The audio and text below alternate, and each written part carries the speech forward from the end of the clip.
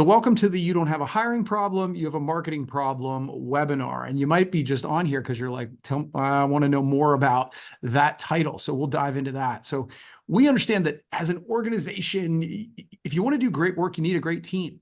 And while no one has all the answers, we, especially in this changing landscape that we were just discussing, we want to just give you some insight that we're seeing in the marketplace that will hopefully bring you some value as you look to build your team. So really quickly, who are we? So some quick introductions. So Molly Ironman founded Vivo Growth Partners in 2016. Molly began her professional career in finance, working at PricewaterhouseCoopers in transaction services. As her career advanced, however, she was increasingly fascinated by the ability of people and culture to create a competitive advantage in the marketplace. So after transitioning from finance to human resources, Molly left corporate America to launch her own HR consultancy, which ultimately grew to become Vivo Growth Partners. Shelley Stotzer, as the owner, CEO, and leadership coach at CrosWorks, Shelley uses her extensive leadership and coaching expertise to help clients define and target their best fit jobs. I love that. She leads the CrosWorks team in guiding clients to success through proven processes that bring clarity and focus to their jobs search by defining each individual's strengths, interests, skills, and work environment. And my name's Kirby Hasseman. I'm an entrepreneur, owner of Hasseman Marketing, also Simple Signs and Print, Hasseman Properties, and I'm the author of 5 books, including my recent Hit the Target. So why am I here? I work with HR leaders a lot to help them build their great teams and hopefully keep them. So that's us. Are we ready to get started?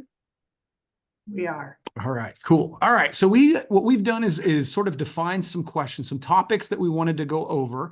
I'm going to be sort of guiding this and asking the questions, and I'll jump in some as well. And we hopefully will leave some time at the end for some questions from you as well. So, Molly, I'm going to start with you. Obviously, with Vivo, and you're working in that HR space. What are some best practices for organizations that do hiring well that you see? Sure. The biggest thing that I tell, and I have an HR and talent best practices presentation that I give at a conference every year. So anyone who's on it, who's attended it, you've heard me say a lot of this already, but you have to have a consistent, clearly defined process. Mm. So the organizations that I see do it the best typically have a very clear, specific process. They don't push someone through or skip steps in the process just because someone at the company knows them or they're a relative.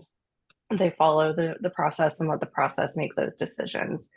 It requires a lot of work and upkeep and more effort on the front end, which, listen, anyone on the call, I have 9 employees, so we're a small business too. I get it. We're all running alongside the plane or the bus or whatever analogy you want to use while we're trying to build it. But this is something that will pay off down the road.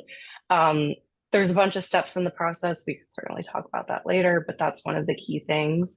Having clear expectations, whether that's a job description, comp expectations, all of those things are really important, as well as being clear with candidates about what your expectations are of when you expect to make a hire, when you expect to make an offer, right? Communicating that timeline. And the overarching theme that I have in this also is communication. So often, and I know we'll talk about some of the mistakes later, but where we typically see snags are if we're not involved in helping do recruiting or at all with the HR talent process, and some companies do it really well. They're really good with communicating with candidates, but usually they start to lose people because no one reached out to the top candidate because everyone was on vacation and then they had to wait to get back to them and then they haven't made a decision and this client thing came up. So communication is the biggest thing, especially if it's just, hey, we have to get back to you. 3 people are out and we'll be reconnecting in 2 weeks to make a decision. We understand if you have to make a move before then, but we just want to be clear. So those are the 3 most important things: communication, expectations, and process, that I see it done really well. I love that. That's really good. Shelley, do you have anything to add? I'm going to jump on the communication bandwagon. So keeping in mind that my perspective is often from the hiring or the hiree, what they face a lot is, they put out all these applications and they might have a company that they're particularly interested in. And I believe that the experience with that organization starts well before you hire them. So how you communicate with them, setting expectations, when you'll hear back, following up as you promised, whether it's good news or bad news. I think most people would rather have bad news than no news at all, or to feel like they had a really great interview and hear nothing. Because not only does that set the tone with that particular candidate, which maybe you're like, oh, I don't care, I'm not going to hire them anyway. You have to remember that with the way social media works and the way information spreads about a company and its brand and its reputation, it's going to start, and you just don't know how that's going to be shared. So, going to your main question, which is what are best practices? How are people hiring well? To me, it's on the hiree side, it's all about treating them well, regardless of whether you hire them. Yeah. And communicating, setting expectations, following up, all the things you need to do, even if it's bad news, so that they feel like they were treated like a human and kindly. I love all of that. That's really, really good. And one of the things that I would say is that goes back to the branding, the marketing concept that you're saying. If you don't communicate and you're not respectful, then that is going to get out. The only thing I would add to this is lean into your culture when you're creating that job description. Or like I had a conversation not too long ago with a really small herbal company that they struggled with paying as much as some of the folks, but the people who work for them were super mission driven. And I'm like, well, then when you put out an ad, it should say that, right? Like lean into exactly who you are, because you will attract the people who are mission driven around that. And you will repel people who are like, well, I need to make $200,000 a year, because that's just not. So that would be sort of my piece on that, just to add to it, the ones who are doing it well. So that's great stuff. And this leads nicely, I think, into the next question that I want to lead with Shelley. What do you think branding does have to do with hiring? I think one of the pushbacks I get even when we put this out, right? We got comments on social media. It's like, you need to do these other things, right? But in my opinion, obviously, as the marketing guy, like I believe brand plays a part. Do you, and what part do you think it plays, Shelley? So as we alluded to me, brand is more than just the hiring process. Right. Brand, if you really think about it, brand covers everything from the consumer experience to how you position yourself in the marketplace, from marketing to even how you treat your vendors.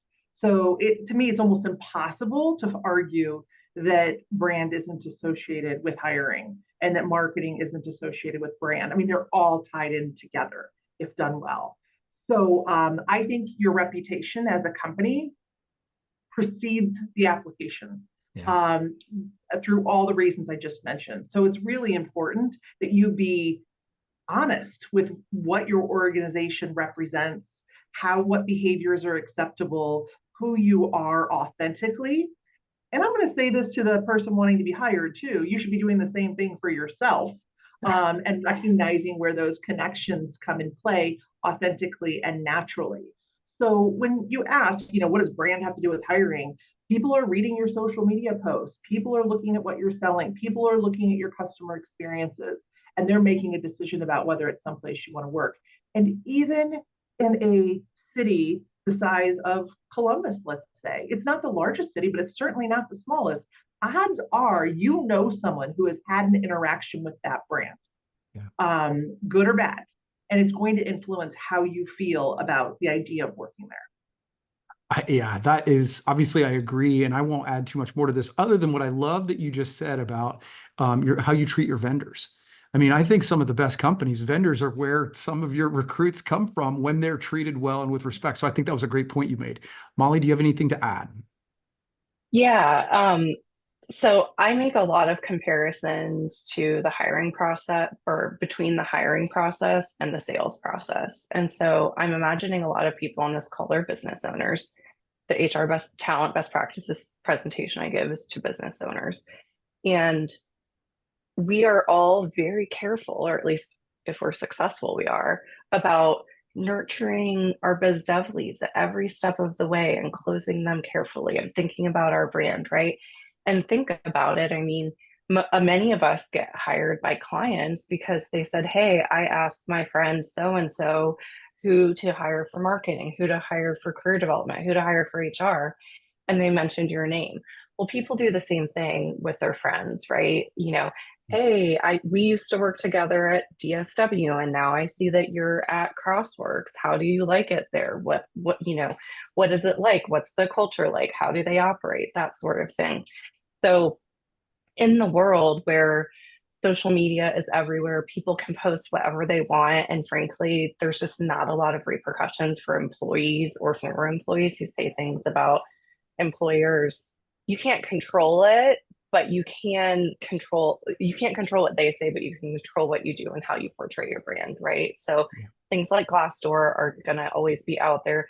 People go to that, right, to look up companies to see what sort of, and you can post if you just interview at a company, not even if you worked there. And it's so, being mindful of that whole interview experience through the hiring process, because you want to be a place where people say, I'm not applying there, but gosh, if they ever had an opening that fit my job background, I'd really love to work there, right? Yeah.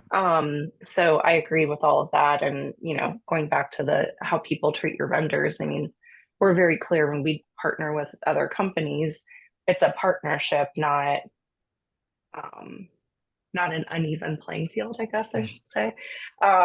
So, if you treat it the same way with your employees, I think approaching that standpoint will really help things with the Yeah. branding and hiring process.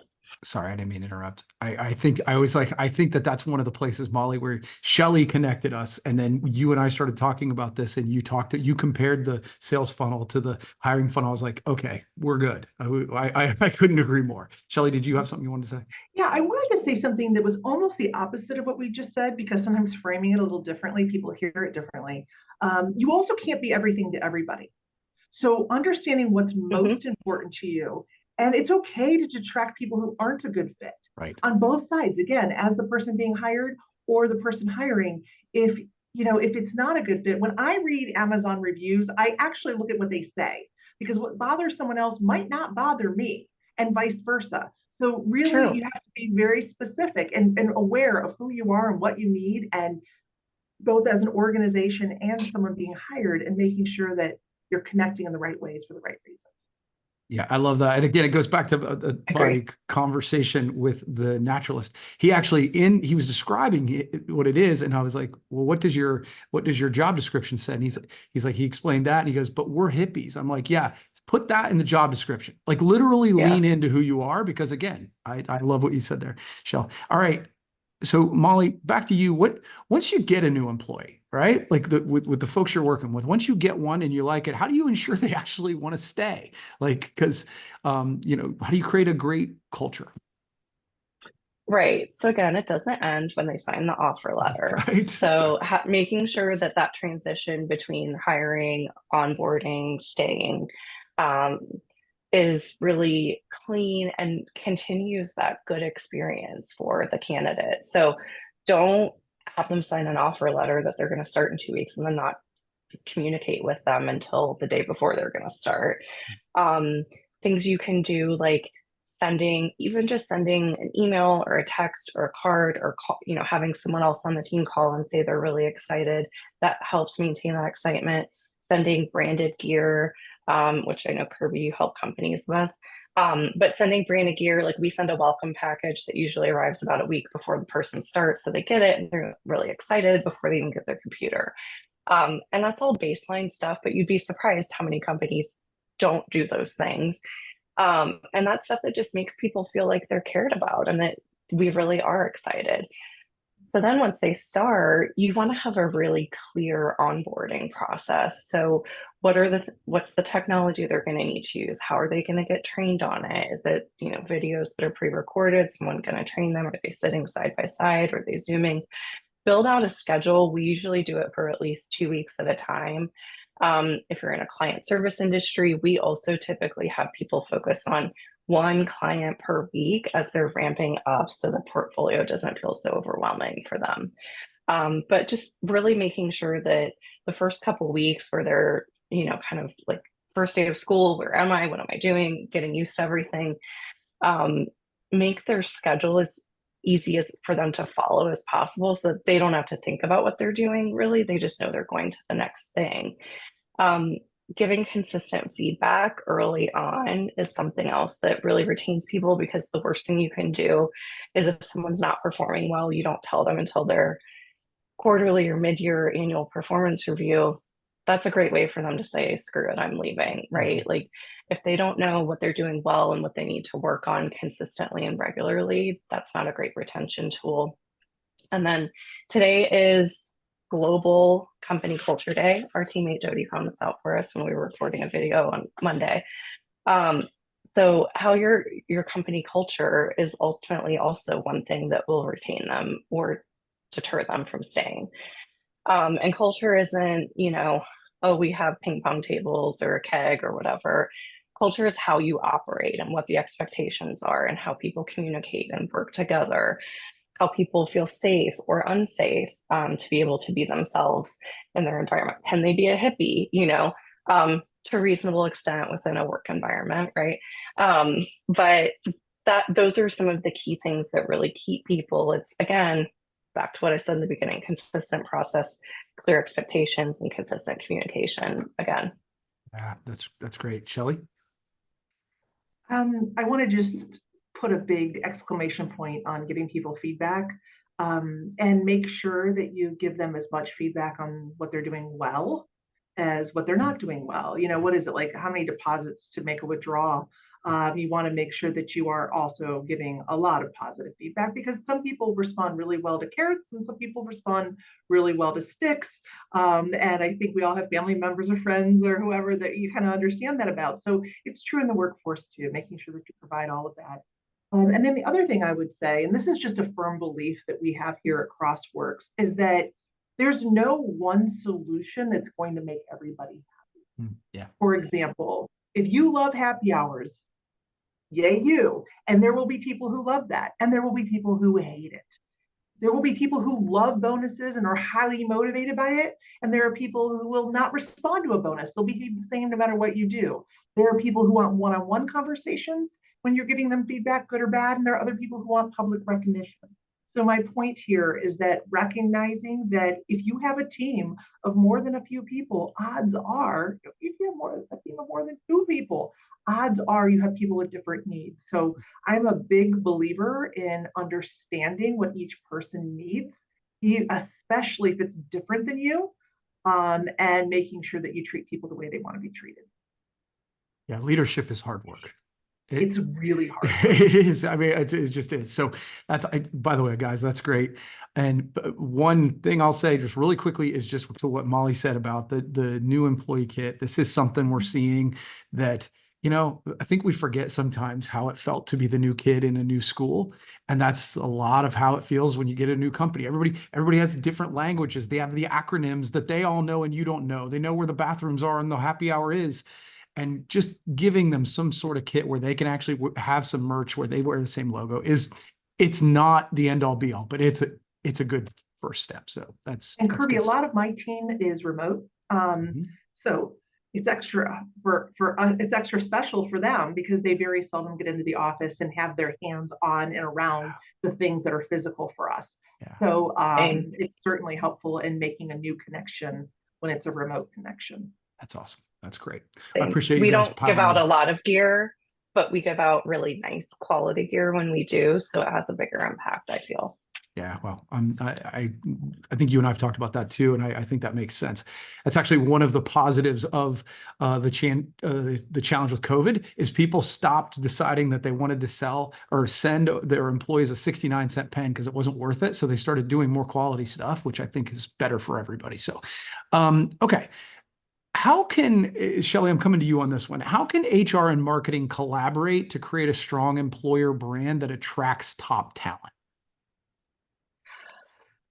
To me, this starts with understanding who you are and what you're trying to attract. Yes. And then making sure that everything from your social media posts to what you share, to how you write your job descriptions, to where you find folks, whether it's at a job fair or through referrals, all matter. And even going to the merch. I was thinking about this the other day, are we a Starbucks card person or an Amazon card person? Like that sends a different message. Yeah. And so making sure that everything you do reinforces what's most important to you.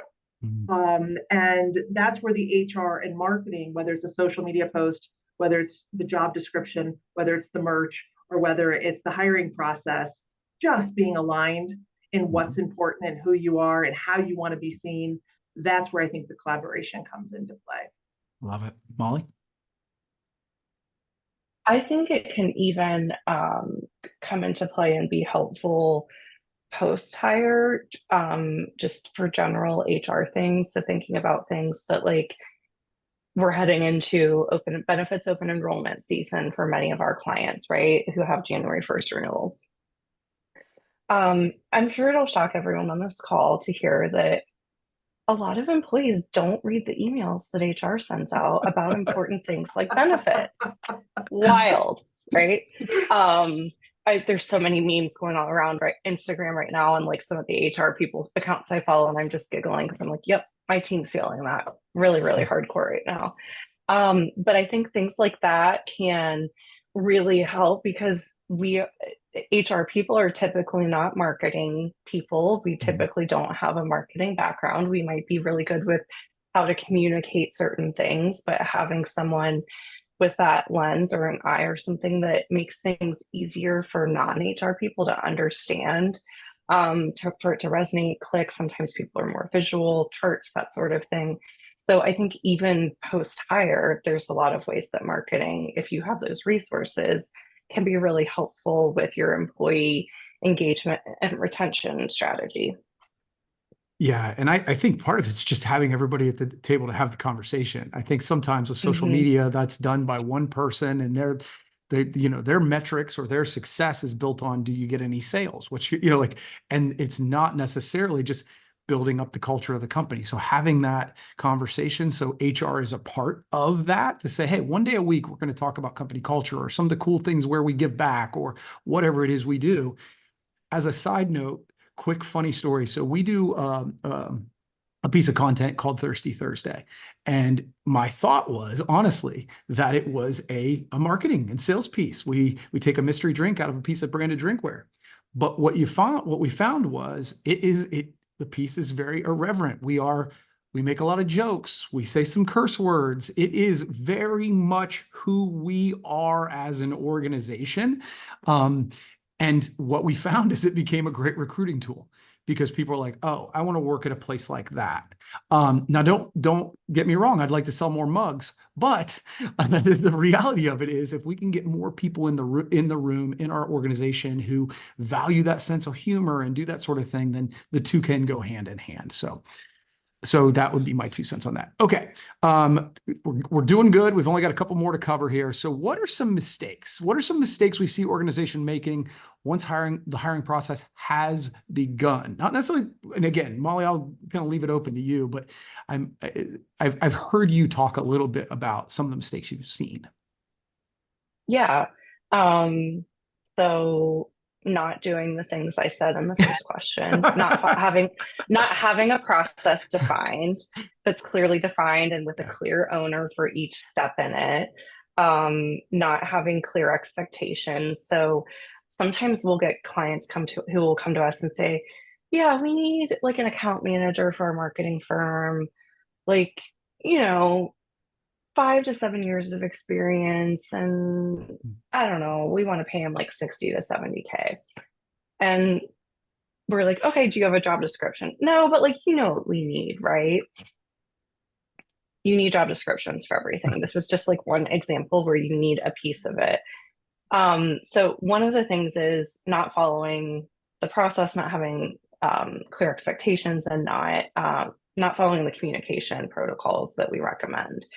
I would say also having unrealistic expectations is another issue we see. So saying you want an account manager who you'll pay 60K, even in Columbus, like that's just not realistic for the most part for the experience level you need. So being realistic about what you and your company can pay for the required experience, knowing where you can make adjustments is critical. And again, I think skipping steps or ignoring a red flag at whatever point in the process, right? So if you use an assessment, like a Berkman assessment that Shelley does, or another pre-hire test or assessment tool that is not meant to be a make or break, want to be clear, they're meant to be a part of the entire decision-making process of all the information you have from interviews and everything you know about the person. But if you ignore something that comes up as a red flag that you, and because it's someone you know or someone you worked with before, or someone someone at the company knows, that's when we see it happen most often, right? Like we're all very quick to be like, well, yeah, but we like know this person, they're great. That's another mistake I see, and I've made it. I mean, everyone on this call is human. I'm sure we've all made that mistake, right? So that's another one. And I see it often in small companies because we're so small, we're moving quickly, we need a body in the seat. And so sometimes you're like, yeah, but they're like good enough, we're just going to move forward. But every person who joins a small company is a much bigger piece of the pie than at 100-person company or 1,000-person company. So if they don't work out, it has a much bigger impact on the team and then having to backfill that role and everything. So those are some of the key ones, in addition to not being compliant, asking the wrong sorts of questions in interviews because you didn't consult with your HR or talent person, that sort of thing. Yeah, that's good. I need to make sure I keep that in mind. Shelley, how about you?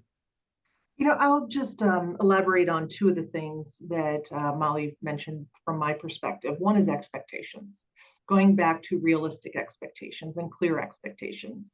And what I mean by that, I was talking to a friend of mine, and she had two candidates, and one of them was really experienced, but her personality was not curious, didn't have a growth mindset, but had a lot of experience. And the other person did not have as much experience, but had a real drive and curiosity. And I said, which one do you need? And I'm not saying which one's right or wrong because it depends. But be clear about that and make sure that you're writing the job description in a way that attracts that. And when you're writing your job descriptions, this is my second point. One is expectations, and second is job descriptions. I don't know about you, but reading job descriptions can be about as boring as it gets.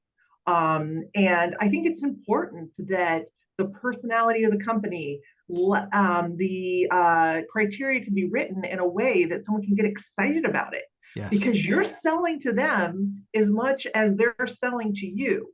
So I think it's really important that people reconsider how job descriptions are written in a way that really attracts the right type of person, not just skill set, but personality, and gets them excited before to the point where they're like, I would love to get that job. Just sounds like me, sounds like what I'm looking for. To me, that's more than just a list of criteria. I literally could not agree with that more. So I love that. And I'll just give a mistake I've made. Okay, really quickly, is we actually have a process where I do a phone interview, then we do an interview with me, then I do an interview with the team for all those reasons, right? And I went through that process with two candidates, and the whole team said this candidate, and I was like, no, this candidate.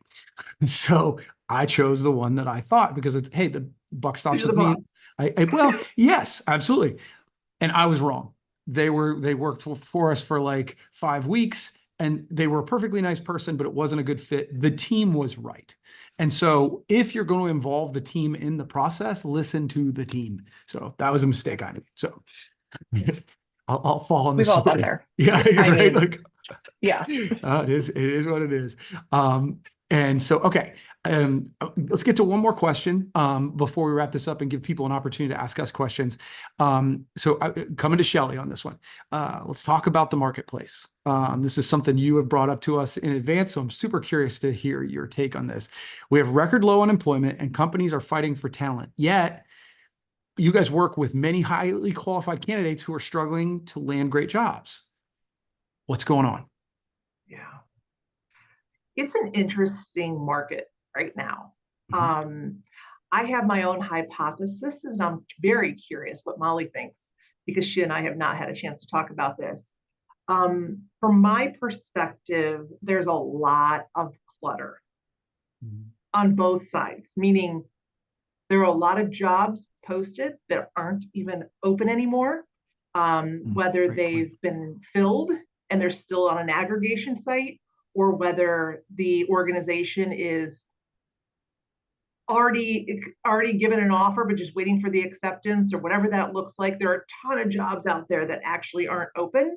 And on the flip side, we have a bunch of applicants using AI and having their parents make phone calls and fill out applications for them, and all kinds of crazy stuff on both sides. So there's just mass amount of messy volume that I think is hard to sort through and discern what's real and what's not, who's good and what's not, I think it's making those measurements very, very difficult, and very difficult to process what's coming in from a hiring perspective. And it's also very difficult to know how to cut through that clutter if you're the person trying to be hired. Yeah. Molly, I love your take. Yeah.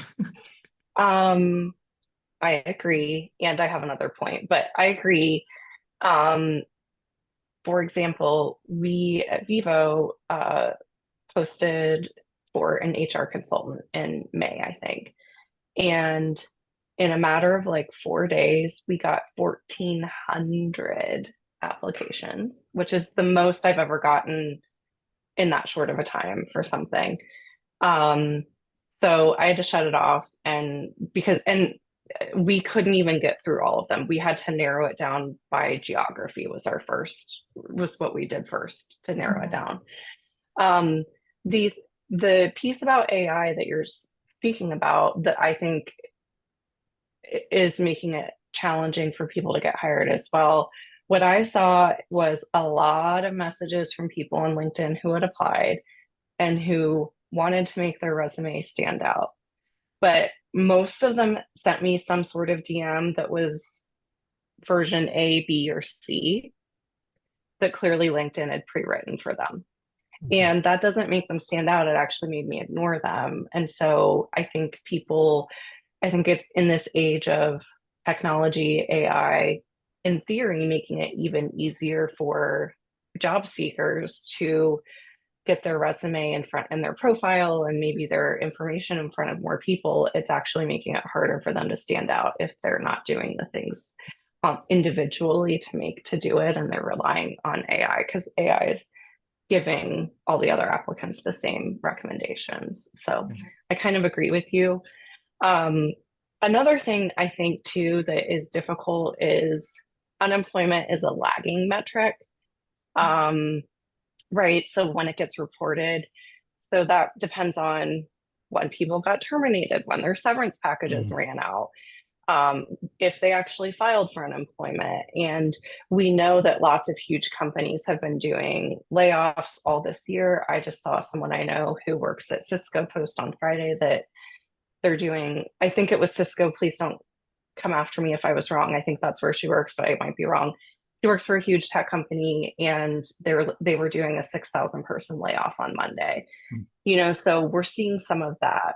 The other thing is, a lot of times, the higher up you are, the fewer positions that are available for you to job search. I know someone who works in the entertainment industry, and she's a VP and got laid off in May and still has not been able to get something, and has had a lot of interviews with companies that are not following the recommendations that we've made for their hiring processes. So, Yeah, that's great stuff. So, well, guys, this has been wonderful. I really appreciate it. I know I've learned quite a bit already just during this, but I do want to give people an opportunity if they have any questions. I have one more question queued up in case we don't get any, but want to give folks an opportunity. I think we're keeping an eye on the chat to see if there are any questions. So if anybody has any, now would be a great time to pop them in there. I'm going to give like 2 seconds for that to happen. But in the meantime, I am going to go ahead and ask my final question just because I'm kind of curious. And this is one that was like a last minute ad because I just wanted Shelly and Molly's take on this. because I have an opinion on it, but I want to hear from the experts here. So my setup is, if you've never seen the movie Glengarry Glen Ross, there's a whole sales scene where Alec Baldwin's in there, and he famously had a sign. He says, "Always be closing." And I've seen organizations that seem like they're always recruiting. They've got a page always open. Like, if you want to send us your resume, if you like, it isn't only when there's a specific position to hire. So they're always hiring. What do you think of that process? It's actually also in my presentation that I've Okay. referenced multiple times now. Okay. So, I mean, again, similar to a sales process, right? We always have prospects that we're working through the funnel. We always recommend companies to be having informational interviews, reach out to people who you would want to work there. And usually for us, when we posted in May, that was one of the first times we've had to post for a job in 2 or 3 years, because every other hire we've made since then has been someone that we knew and already had talked to and said, "We really like you. We will let you know when we have a position open." And that's honestly the best way, especially if you're a small company where you don't have a lot of bandwidth, or if someone leaves, or if you get a bunch of new clients, you don't have a lot of time to be able to spend the 6 to 8 weeks it's going to take you to find someone new, get them hired, have them give notice, get them started. If you already know who it is, call them that day. Maybe they can give 2 weeks and they can start in 2 weeks instead of 8. So this is, we always tell people to have a stable or a bench of people that that you think are align with your company values, your company culture, have the right experience, so that you can pull the trigger, so to speak, when the time is right. So there's nothing wrong with that. And as long, again, as you're really clear with people you're interviewing that this isn't for job right now, or even in the immediate future, it might not be till next year, but we really like you and would love to keep in contact. Yeah. I don't know if you have anything to add, Shelley. What I would say is there's a difference between hiring, like posting a job and pretending like there's a job out there to collect names when you're not. Yeah, that's versus, icky. Right. So I just want to clarify. I don't think that's a good Thank idea. you. Yeah. But no. If someone wants to be a coach, even if I don't have a position, I take the meeting. And I have a list of people who I will go back to when I have an opening, and when business gets greater than the capacity that we have, I'll reach out. So I'm a big fan. As long as you're transparent and honest, I think it's totally appropriate. In fact, I encourage clients to reach out to people, even if there's not a job posted, so you can be on someone's radar. You never know. It's called the hidden job market. You never know when an opportunity is about to become available. And if you're already on their radar, both ways, it's a win-win. So I'm a huge fan. Okay, so a train is about to come through. So if it gets really loud, I apologize, but this has been really, really helpful for me. And so I hope it's been valuable for those on the call. I don't see any questions, so I don't want to belabor it. Shelley, Molly, give you guys one last chance. If there's anything else you want to add, Shelley, I'll let you start. I'm just going to say thank you for those who joined us. I see some familiar names out there, people I've met or know through my work or through my childhood. So thank you for joining us. It's great to see everyone. Thank you, Kirby, for pulling us together. Molly, I'm always a fan. You and I have found ways to work together since we met. I appreciate you. And if anyone has any questions about leadership coaching or career coaching, I'm always here. We always have a free introductory call. So conversation doesn't cost you anything. We're here if you need something. Love it. Molly? Nothing additional, but we appreciate all of you joining. And I'm sure Kirby will send out our contact info if anyone wants to reach out with questions. Yeah, thank you both to my co-presenters. Thank you, Molly. Sorry, I didn't mean to interrupt. Yeah, just for those on the call, I will be following up with contact information, and we're recording this, so we'll follow up with a recording of this as well. So in case you want to share it with a coworker or anything like that. So thank you guys. We really appreciate it. Thanks, Kirby. Yep.